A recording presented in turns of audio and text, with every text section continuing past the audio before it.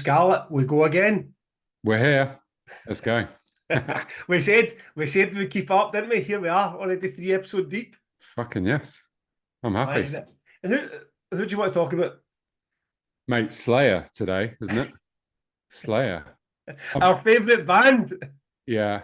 Are you a Slayer fan? In all honesty, no. I'm not a Slayer fan. And I don't want to do this podcast to come on here to try and slag them off, because I mean that's the easiest thing in the world if you're kind of indifferent to a band.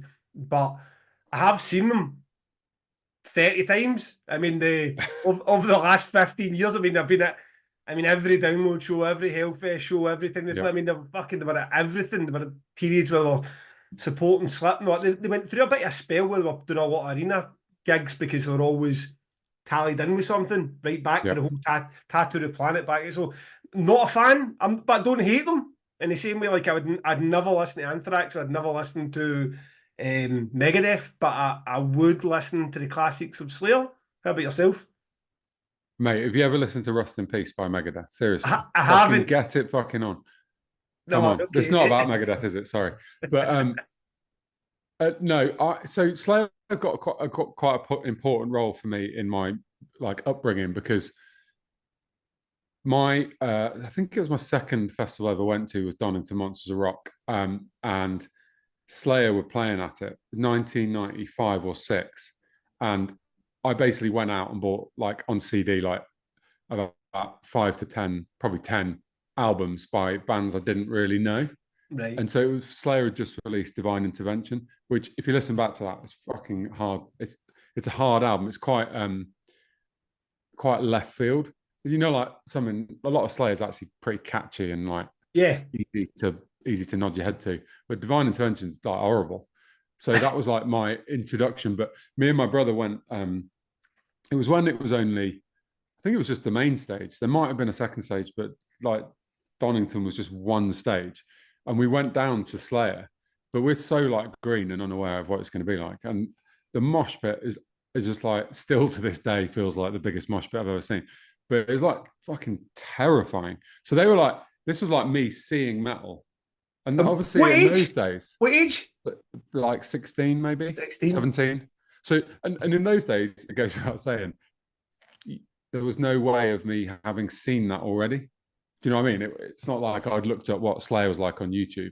Yeah. It's just, there's nothing. So it was really wow, fucking hell. This is what proper, I thought Metallica, I thought the Black Album was heavy. Yeah. at that age. No, it turns out Slayer is heavy. Did you enjoy it? When you saw it with that experience? Yeah. I was scared, but I went in and had a bit of I was big even in those days, so yeah, you can get in the mosh pit and defend yourself. But yeah, it was fun. So Slayer, I mean, no one's arguing their place in history, how important they are. I'm sure both of us have stumbled across them a billion times. I feel like in that last farewell tour, I did see them at least 5 times without really trying to see them. They just happened to be one of those when you open your curtains and they're playing your back garden. They just happened to be everywhere you looked, from download and then days later at Hellfest. And ultimately, when they get to the big ones, the Rain and Bloods and Angel of Death, they're catchy and they're good. But they said they were done. They went from a band that play academies to a band that plays arenas. They sold hoodies at £1 billion a go. They sold merchandise. They had fans fly all across to America to catch their last shows. And then lo and behold, 4 or 5 years later, Slayer are back. Fucking hell, yeah. I was actually quite angry. And I thought my mate was winding me up when he texted me saying Slayer have reformed. Because I don't know if you saw, but last week, Kerry King, the guitarist in Slayer, released the first song from his solo album. He then did a load of interviews where he was basically saying, I didn't want Slayer to break up. It was, I think particularly the singer Tom didn't want to do it. This album that I'm releasing as a solo project would have been the next Slayer album. Yeah. And having heard the first single, it sounds like Slayer with a new singer. And he does all that. And literally a week later, they're back together. It's just fucking stupid. It's rubbish and stupid. And I hate it. The timing's so bizarre. I mean, let's be honest again. I'm kind of overcome with indifference about the fact that they're back.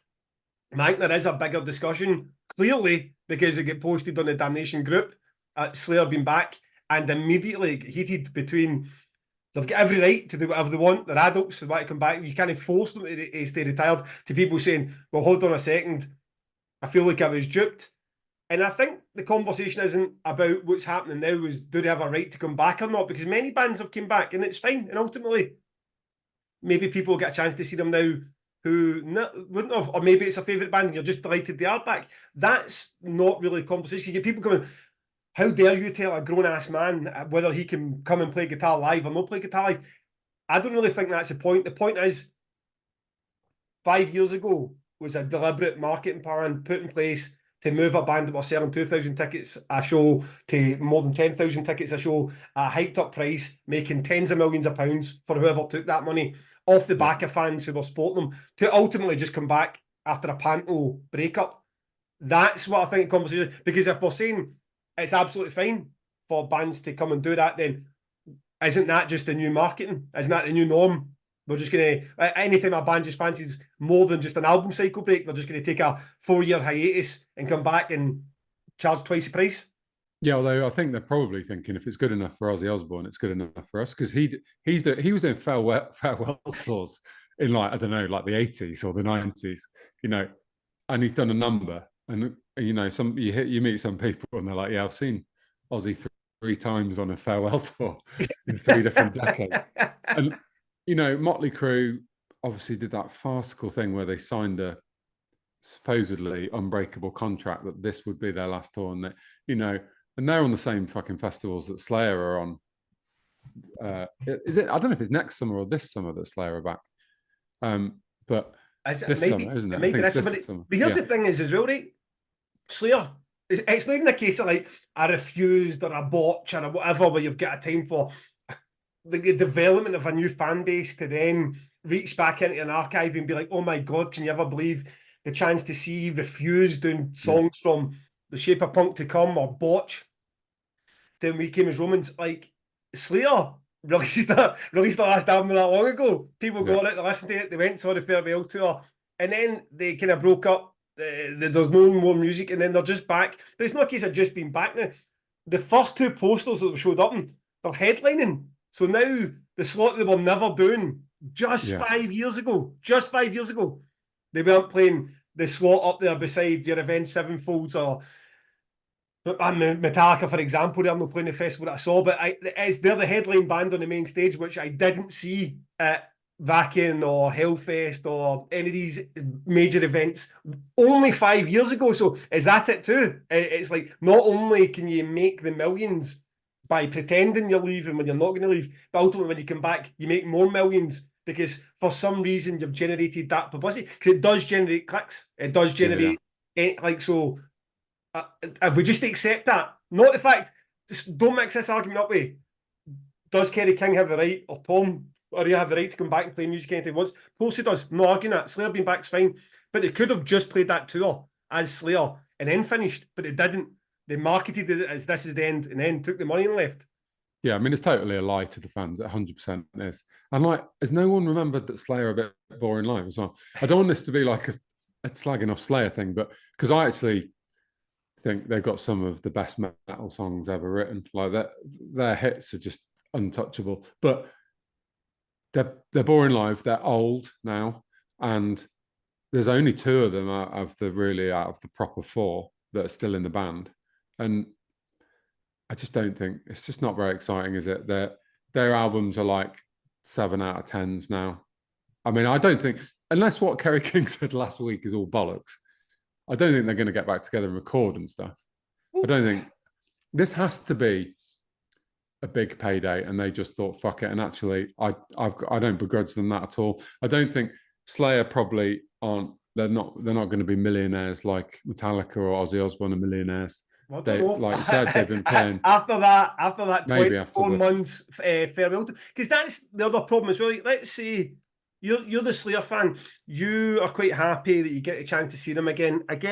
The point I'm making is, fine, they're back, right? But what about every promoter who was paying the supplement to get the final ever show, is anyone going back to them saying, "Oh, by the way,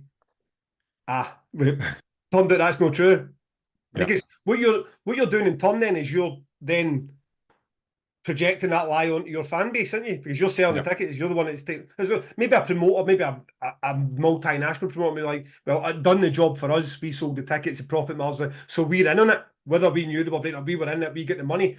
But ultimately, I don't like the idea of that, because it was just accepting that the lie is fine, because ultimately there's a freedom of choice at the other side of it. So, and if the fan base is so forgiving, which there certainly seems to be a part of it, it's like, oh, so what, they can do what they want. Are we allowed to do that as promoters? I mean, can I just say that this is going to be, I don't know, pick a band, Cradle of Filth's final ever show, and then afterwards go, oh, well, you know what, it looks like Danny Filth fancies doing some more, or am I going to get bullshit for it? Because if I tell you it's Cradle of Filth's last ever show, I guarantee I'm going to sell a couple of thousand more tickets. Yeah. I mean, and this isn't even the end, is it?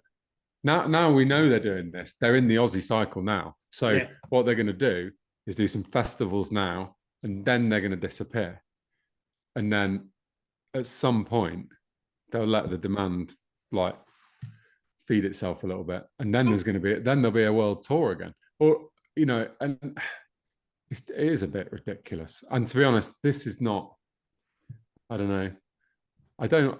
It feels like people are going to hate us because neither of us are being that nice about Slayer, but I don't feel like anything about Slayer in the last 20 years makes me think that they should be creating this level of excitement. Why is everyone so excited? Like, go and watch fucking, I mean, there's a million bands you could go and watch that are just amazing and exciting. I suppose the thing is, but almost all the bands that are doing this, like like, you know, as you said, the Motley Crues, the Kissies, they'll send this cycle of doing it and keep coming back. I mean, they're all pretty shite. I mean, like, there's no, like, Motley Crue, for what I gather, like, they're not even singing live. Yeah. I mean, it's just, it really is the opportunity for you to go and see those people on a stage. I mean, it's backing tracks and the whole thing's a car crash. I don't know. Apparently Kiss are still quite a good live act, but as you say, they've been doing this. This is Ozzy Osbourne doing this as well. I mean, for whatever he was able, I mean, I went to see the Black Sabbath the end at the Hydro as well. You're a bit like, if that is not billed as the end, is that a small? I mean, as I say, Slayer went from the Barrowlands, that's 1,900 capacity in Glasgow, to the Hydro, which is 13,000, and that's the marketing power. They've never done that with an album release. There wasn't a new album that came out that Slayer became Sleep Token. It was purely because this was your chance to finally see them off. And then I'm reading about some posts with fans who fucking sold a limb to go to LA and see the final. And you're a bit like, maybe you've put off some major, a friend's wedding. Your family's going on holiday. There's a reason that you've just said, this band means that much to me. And I'm sure you went there and I'm sure you had an absolutely fantastic time. Maybe you don't even regret it, but at least you should be able to do it with a freedom of choice and knowing it wasn't with a gun to your head that this was it. You're only going to see Slayer again. Yeah. It really does. It really does taint the excitement of that. I mean, was that Black Sabbath show that you went to? Was that the last one, or did you get? I think so, but even that, it started to get a wee bit patty, because what would happen with Black Sabbath in those last 10 years was an Aussie show, the Black Sabbath show. I mean, the drummer wasn't invited to the final date, so then is it the full Black Sabbath? I mean, it was fine. You know what I mean? But again, at least in that situation, I mean, I hadn't gone to 7 Ozzy Osbourne farewell tours, by that point. It's just, it busts Slayer's bubble a wee bit, the fact that they've done it. I mean, you're right, maybe Slayer fans are sitting here and saying, shut the fuck up, used to. Ultimately, we get to see more Slayer. But again, that's not my point. You could actually have this conversation and just remove the name Slayer from altogether. It's like, is this what we do now?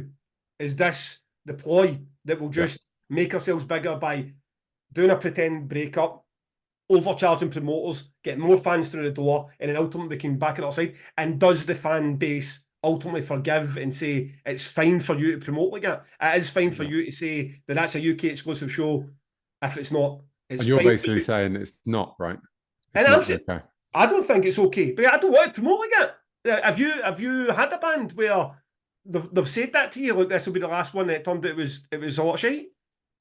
I mean, I have had bands where they're like, we're going to do a Reformation show, and then it's like, we're not going to do anything else, and then they do other stuff, or bands that are going to be the last show, and then it's, it's not. There's always a change. I think it's really frustrating actually. But yeah, it is frustrating. But for Slayer, I just think I think it's funny because it's just ridiculous that Kerry King did all that shit last week. That was the That's the weirdest funniest part. thing. Like, what have they tried? What are they trying to do with that? What's the marketing? Well, Like, the dream surely needs to be Slayer supported by Kerry King. You know yeah, what I mean? And you just get the full whack. Kerry yeah, King gets twice his payments. Yeah, fans still get to see Slayer. But then what happened? Right, okay, so they done that UK tour and it was all in the arenas and it all sold well. I was at the Hydro. It was pretty busy. What happens now? Did they genuinely come back and still do those numbers again because of all this basically mock clicks that they've got? They've built up this interest in them that wasn't there when it was just an album cycle, or do they come back and it's that fever isn't there for them? yeah. Well, quite. I mean, I don't. Yeah, who knows? But yeah, I can't help thinking it makes most of the world like Slayer less than they did before. It doesn't make you have a nice, warm, fuzzy feeling about Slayer, really. No, no. And I suppose it's, I saw some comments today that folk were a wee bit like, oh, what difference to make? You just want to be like the kind of person that can be, oh, I was the guy that went to the Slayer's last show. But also maybe there's something to that as well. I mean, if that's what you were sold, I suppose what I don't get as a promoter is, why is it okay to missell something? You know what I mean? Yeah, Because if we do that as Art Tangent, if you come out and say this is Mogwai's UK exclusive show, and it's just like afterwards go, oh, you know what? Mogwai are grown men. They decided to go and play Glasgow as well. It's like, are you going to be crucified? And you deserve to be crucified for it because yeah. you're The not fans would be selling. up in arms, wouldn't they? You're not selling the truth. That's not what's happening. And I just feel like there's quite a forgiving. There's quite a forgiving element sometimes with these that you think, well, you know what? If we were more abusive with the positions we have, we could sell more tickets. Yeah, absolutely. Have you ever tried to book Slayer? Because if you talk about how big they are or were before they did the farewell tour, that is, I mean, there's no reason why they can't play Damnation, is there? I feel like we did. I feel like we did back in that sort of somewhere between that sort of 2010 to 2015 because we did try bands like Slayer and Machine Head and those kind of bands that were always that. I use again. I'm from Glasgow, so Barrowlands is my point of context. That 1900 capacity bands. I mean, we booked Opeth. You know what I mean, so you're in that realm of ticket sales. And but I think with Slayer is they're always such a huge name, especially at festivals. That I don't know. That's all plucking a fee, but let's say even back then it was 100 grand. That were the kind of band you could go and get 200 grand, and then God knows what kind of fees that we're getting when they're saying, "Oh, this is the last time you will ever see us." You know what I mean? So then those promoters are paying that fee. How do they feel about it 45 years later? Again, maybe they're in it in the sense of, well, they're going to come back and we're going to get to do those ticket sales again, or we managed to sell all those tickets because of that false promise. Then they're a bit like, well, okay, no harm, no foul. But Yeah. for me, I mean, I've got two examples where bands that I have done it for was Lock Up and Hang the Bastard, but they're just not the same thing. I mean, with Lock Up, that genuinely was there in 2009. They were going to do that. They had no other plans. I think Thomas Lindbergh was going to stick with them for that much longer. And then 10 years later, they decided to play some shows with Napalm Death. So again, no harm there. Hang the Bastard, they're a great band. They decided to hang it up. And then I think last year, the year after, but then there's no money involved in it. That's guys just basically going, we've got other things to be doing here. I mean, if they Yeah. get enough money from a fee, play a festival to cover the petrol and hotel rooms, I'd be surprised. So it's not the same conversation at all. So it's not like bands can't decide. I mean, we just had a full podcast about Dillinger Escape Plan come back. It's not like bands can't come back and be exciting and everyone being excited, but it just feels like Slayer just left. No, yeah, absolutely. I mean, the one thing that I think is definitely true here is that this is not exciting. This is utterly boring and almost laughably ridiculous. But I do actually, I can put myself in there. If I was a betting man, I would say that this probably wasn't the plan. And I think they probably knew that at some point we'll come back. We might come back. Never say never. Yeah. But I doubt this was the plan. Part of me thinks that they hated each other. They didn't, which is pretty much what Kerry King said. He said he hadn't spoken to Tom Araya at all, although they've booked a show. But he said they hadn't spoken. That Tom Araya didn't want to do a new album. He wasn't that happy, and I kind of believe all that. And I think probably someone dangled some money in, and they just went, "Fuck it." I mean, because they're headlining festivals now, so they're headlining big festivals, aren't they? They're headlining festivals that Motley Crue are also playing at. Yeah. So we're talking about this. Maybe they're getting paid like £1 million for that festival. Yeah. I mean, $1 million. Yeah, and in that situation, I'm not begrudging Kerry King going, well, I suppose just go and play those songs a couple more times. Aye. But it is shit if you're the fan that's been to the farewell tour. Aye. I suppose it is. And I'm sure you'll have folk listening to this and maybe went to the farewell tours who are absolutely cartwheeling about the house, because ultimately, I try to, when we're thinking about having this discussion, I think, what's the context for me? It's easy for me to sit here and be like, oh, well, Slayer, break up, don't break up. I'm completely indifferent to it. I'm not a huge fan. But what if it was, I don't know, Nine Inch Nails? Did Nine Inch Nails actually break up? I feel like they possibly did. Maybe I was at Nine Inch Nails, like when they were, because I remember some story about Trent Reznor was selling all the gear, and then they came back. I don't think they ever had like a farewell tour, that sort of farewell thing. Aye. That's not their vibe, is it? They're just they're too arty for that. There's my comparable: a Tool, Nine Inch Nails, a Deftones, a Perfect Circle. If they came back and I'd been to the farewell tour, I suppose it would depend what I had done and paid to get to that. I mean, do I have a special souvenir that I absolutely cherish because I would know I was there for the final time that Nine Inch Nails or Tool ever played, which suddenly now is a wee bit of laughing stock because they're back. It's 4 years, 5 years later, and they're back. I mean, but I would still, I'm sure Deftones broke up. 5 years later, came back and then said they were going to play Glasgow again. I'm sure I would head along to Glasgow and watch them. So I don't begrudge Slayer fans being excited. And also, I totally understand the Slayer fans that are a bit like, come on, it's a bit of a piss take. As I keep repeating, my larger concern is where does this lead to in sense of, right, okay, it used to be Ozzy Osbourne's and Motley Crue's and Kiss, and they were doing these kind of things. Now we're getting to the level of Slayer. I'm not accusing Dillinger Escape Plan back. They're doing it in different circumstances, but is this the thing? Is it come back 4 years later and suddenly demand a headline slot at Damnation and 20 grand more than you were going to get paid in 2023, 2024? Yeah. That's a concern. Yeah, absolutely. And the people that lose is me and you, really, in that situation. Although I don't know if at our level that's going to... Well, I suppose it is. I mean, listen to the other podcast we did about it, and I suppose it is happening, isn't it? It is high. The fees are going up. So, what more positivity from Two Promoters One Pod? You want to hear about a decent metal band that isn't Slayer?